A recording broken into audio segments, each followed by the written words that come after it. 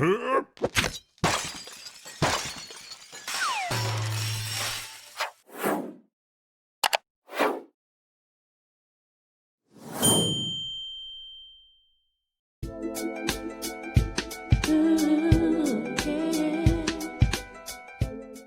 want to welcome you to Dreamchasers Radio with me, your host, Yaya Diamond, and this amazing show. And we have some amazing guests on the show. Now the next person, I'm going to have to get a little personal with you because she is a lot of things. She has done so much that she's an inspiration. I'm telling you, she's got her own firm. She speaks. She's a nurse.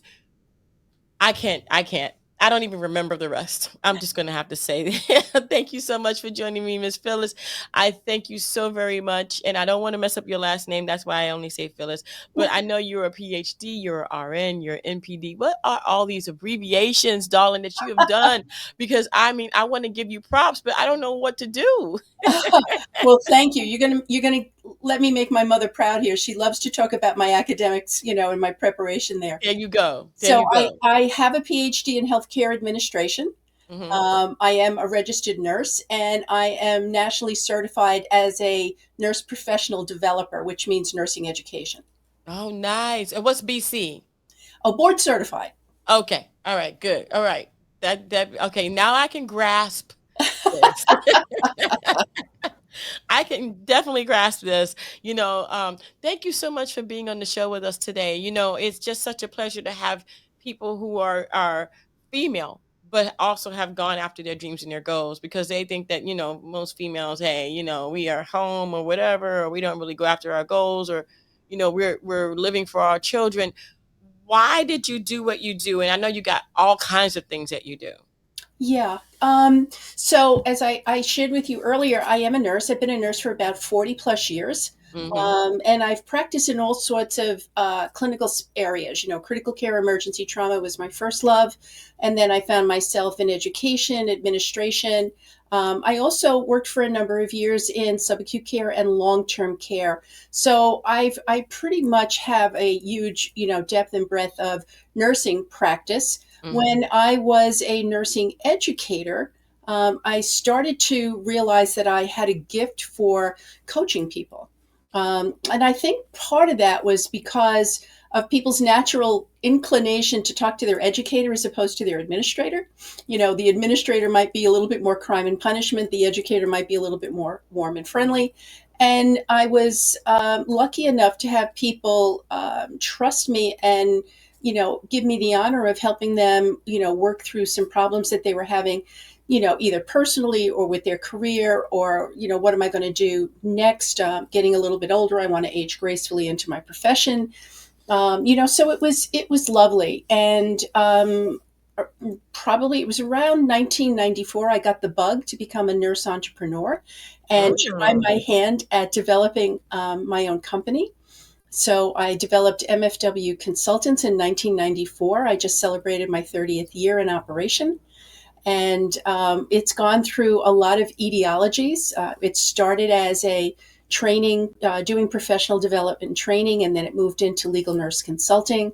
And then I became an author and a speaker, and again, became certified as a personal and executive coach with the International Coaching Federation, and do a lot of consulting, leadership development, executive coaching, and working with individuals to build their resilience and sense of well-being, keep them. Mostly my target audience is professional and family caregivers, so I try very hard to work with them to keep them, attached to their mission and their purpose. Mm-hmm. And I work a lot with leaders to try to develop healthy work environments, which I think is the leadership imperative for the 21st century. Wow. That is patience. I'm sorry. I did say that. I said that is patience. That is big time patience, because so many of us have so much to offer. I'm not going to say that we don't. It's just the decision to do it is really big. It's really big. I know you said you discovered that you were very good at coaching, but when did you decide to jump in and actually row the boat? Because you know what I mean? So it was about 20 years ago that I weaved coaching into my company. as one of the multi services that I offer. And I did conventional coaching, right off the bat. So it would be personal coaching, career development. I don't have a resume. Can we work on that?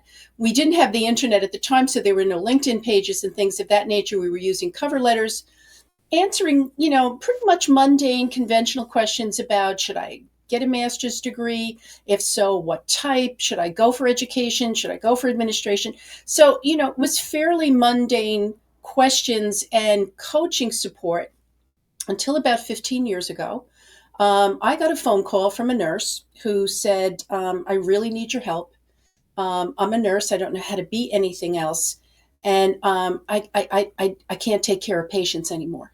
Mm. So my immediate thought went to, well, perhaps she just is recovered from cancer, or Mm. she's had some ergonomic, injury that she's recovering from.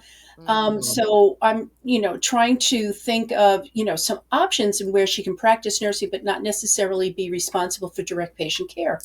And Right. I said to her, without disclosing too much of your personal health information, just give me a sense of what your stamina level is so that I can kind of, start to think about what direction, to guide you in, or at Hmm. least options to offer you. So she started laughing and she said, "Oh, Phyllis, I'm as healthy as a horse. Nothing's wrong with me. I just don't want to take care of patients anymore. If I never see another nurse or doctor again, that'll be okay too." Mm. So I got to tell you, Michelle, yeah, that was, I honestly thought I had a crank call at that point. And I, I'm from New York, so I get a little cynical all of a sudden. And I'm looking, I'm, listening to her because we're on the phone, and I'm listening to her, and I'm like, help me understand. And she just started to really unload about her circumstances at work, that she was really in an unhealthy work environment, that she really felt that she was on the receiving or being targeted by a bully, and no one was there to help her. And she really gave me an insight into what she had been trying to navigate all alone, and she was at her wits' end. So she was determined now to leave the clinical setting and find something else, but the something else had to embrace nursing because she didn't know how to do anything else. That Mm. said, I realized that I had my first case of, call it compassion fatigue, caregiver fatigue, burnout, call it what you want. Right.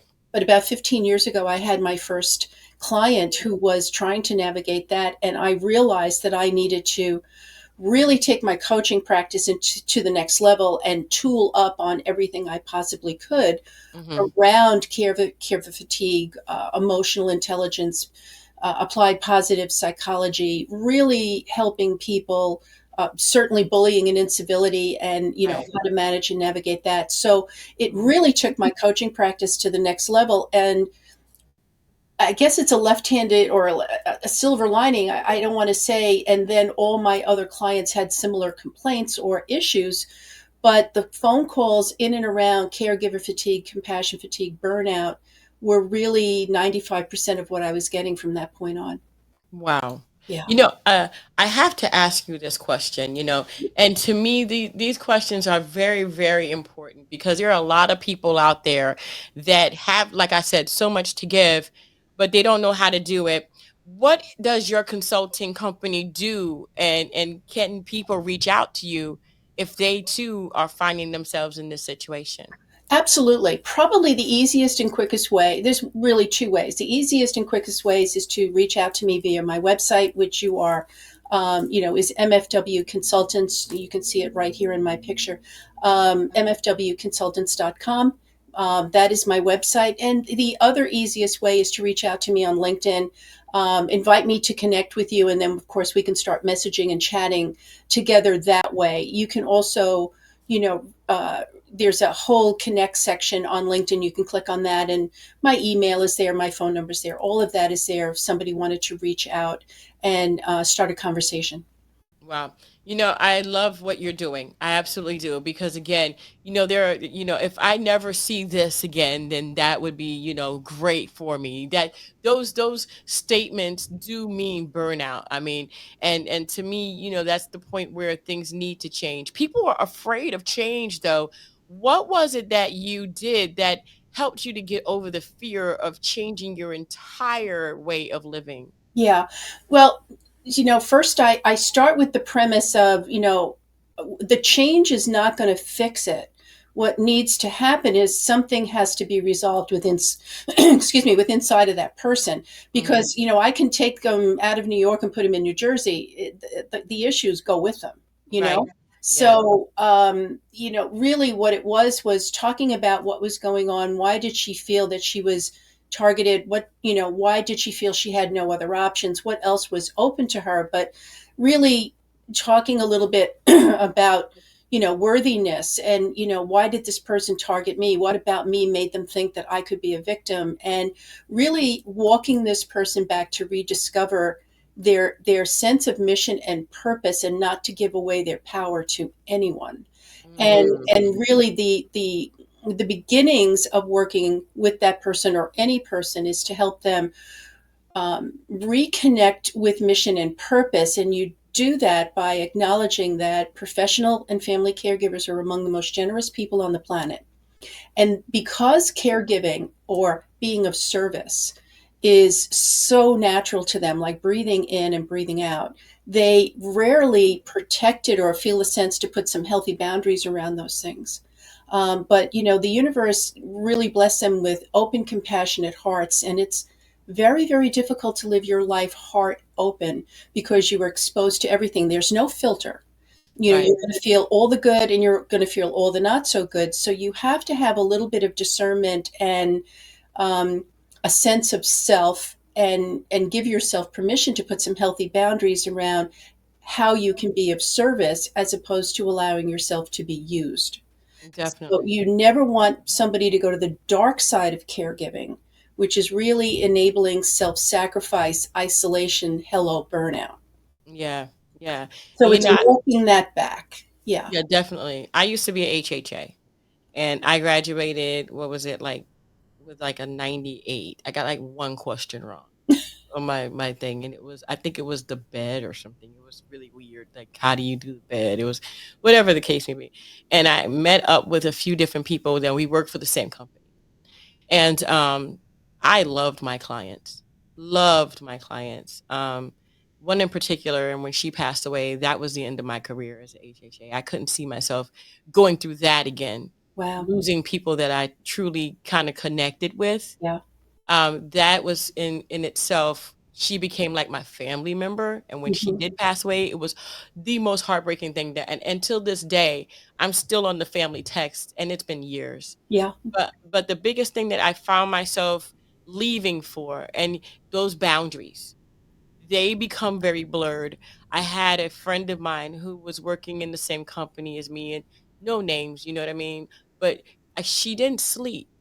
She loved her families so much that she didn't sleep. Like, she would go from one job to the other, to the other, to the other. And I asked her, I said, when are you sleeping? When are you taking a break? When are you seeing your children? When She's like, I got no time because I have to make money and my clients, this and my client.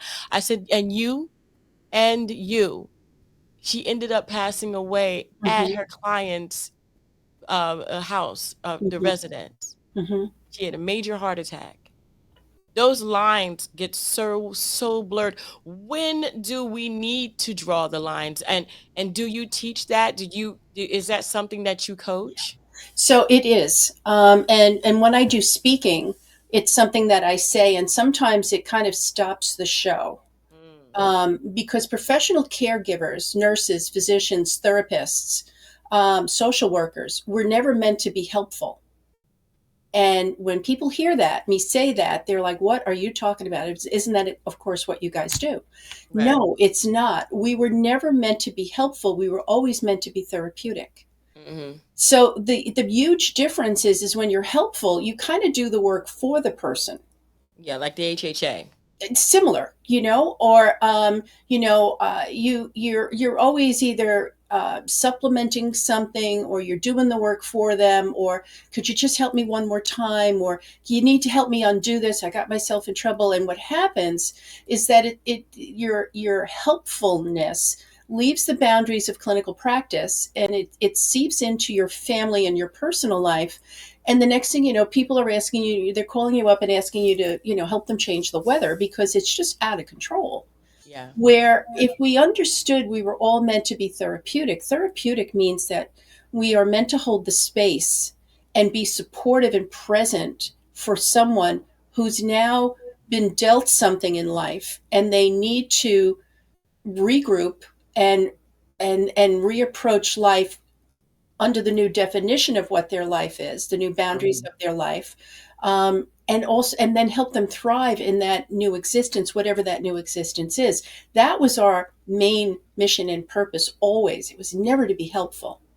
So Right. when you start to mix up being helpful and you start to forget about therapeutic or healthy boundaries, or what is your role and what are some of the limits of your role and how far do you go, and then the other person has to come to you. If you're not reminded of that and you're not practicing that, then you're definitely at risk for slipping into enabling as opposed to empowering, and again being helpful as opposed to therapeutic, and really um, getting your compassionate nature is going to be somewhat used and abused, and then you're going to be upset at yourself and everyone else, and that's where burnout, anger, all of that just kind of festers and takes over. Definitely, definitely. And I want to thank everybody for taking the time to watch this. If you feel burnt out or whatever, you can always go to the website with the QR code here or in the description box below and take a look at, Doctor PhD. You know, Phyllis. Yes, please, Phyllis. Exactly. Her website, because she's just so academically enabled that just I'm sure that her love for what she does is supersedes any acronym that can never follow a name. Is as far as when you say enable, and people don't understand that doctors are there to be a doctor, and like you said, they're not there for your personal need, they're not there for enabling you. Neither the nurses. They're there because your numbers are wrong, something's wrong, and medically speaking they need to get that right. They're not there to baby you, they're not there to help you do anything except get better. Mhm. And I think that that is something that people did kind of lose along the way. But for the most part, I love what you do, and I love that you have incorporated this into your repertoire as a human, but also into your life. What what do you what do you say to people who want to do what you do, and who are you taking in new clients? I mean, tell Sure. me the new thing about what's going on with you. So the short answer is, of course, I'm taking new clients. Okay. Mm, I have the honor of not only having my company, but I'm the personal and professional coach for a couple of professional nursing organizations, AORN, which is the professional nursing organization for the perioperative nurses, the nurses who work in the OR. I'm also have the honor of being the coach for ANA, this New York State division, so I get to work with nurses almost on a daily basis, and it's very, very rewarding. To do awesome. what I do, to be a professional coach does not require you to be a clinician. You don't have to be a doctor or a nurse or a social worker or anything else, but you do have to go to a bona fide through bona fide training. In other words, you wouldn't go for a weekend class by Bob to be a coach. You want to go from something that's sponsored. The program I went through was put forth by the International Coaching Federation, which is probably the most recognized authority in coaching around the planet. And Right. if you start there, there are various levels of coaching, there are various types of coaching. But if you were to go to the International Coaching Federation website, it would walk you through what your options are and how to get started. And then, of course, you would decide who would be your target audience. As a registered nurse, professional and family caregivers felt like a good fit. I speak caregiving. I understand the mindset of a professional and family caregiver. I think the relatability that you have with your clients is essential. Um, I also work with first responders and social workers and EMS. And, again, because I have lived that life, Mhm. I understand what they're saying. So if you are an attorney and you want to work with attorneys who are really struggling to, find satisfaction in practicing law again, that's perfectly fine. You would want to find your niche, but you wouldn't want to shoot from your hip because people are trusting you, and that trust requires preparation and certification by a bona fide training organization. Wow. Wow. That's a lot to say, but if you're really, really interested in doing that, you would do it. You would definitely do it. It's a passion. This It is is, definitely a yeah, passion. it's a passion. And again, it is a form of professional caregiving. Make no mistake. So, it's there, it does serve your need to stay anchored to your own empathy and compassion, but also your desire to be of service to humans, to mankind. Um, Definitely. and it's a very, very important part of my life, and it gives me great joy. That's amazing. That's wonderful. And I'm so happy for you. I'm happy that, everybody doesn't find they don't find their way right away. It takes time to find the path that you want to go on. And a lot of times the path will take you one direction and turn you around and take you back to in some ways. You're like, what? But you have lots of patience, and being a consultant and also being a coach, it just amplifies the patience that you do have, because I'm not doing it. I couldn't do it. I think I you give couldn't me a do it. little too much credit for the patience, but I am engaged. I will say that. Okay, there you go. There you go. Well, I mean, I definitely thank you so much for being on the show, and I appreciate it. You guys can get her at www.mfwconsultants.com. That's M as in Mary, F as in Frank, W as in William, consultants.com.